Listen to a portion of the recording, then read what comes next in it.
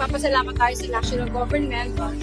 Bahagi ito ng programa ng Administration President Bongbong Marcos na talagang aggressive na pabahay para sa mga walang bahay.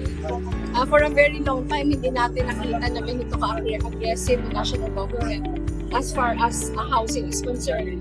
In fact, nung nakaupo ako sa HUD-C, yung problema namin halos walang budget for housing. Pero ngayon, nakikita natin na yung budget for housing na ma-maximize talaga. Secping, sobrang saludo po kami sa leadership nyo. Napakatahimik lang ni Secping, ayaw mo mag-speech. Sabi ni Secping, kayo naman daw nagtrabaho, kaya kayo na lang daw mag-speech. Pero napaka-humble. Pero Secping, saludo po kami sa leadership ninyo.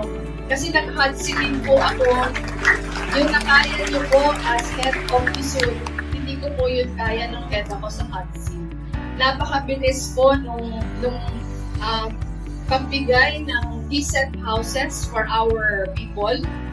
Hindi po yun madali, but you were able to do it. Sana po tumakil pa kayo sa iyong posisyon. Kami po we will forever be grateful sa leadership niyo po, saka sa inyong lahat. We are looking forward also to the next event kasi first din po yun Inaga.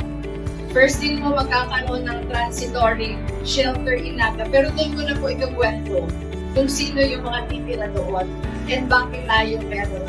So mabuhay po kayo. Maraming salamat, Bangka City.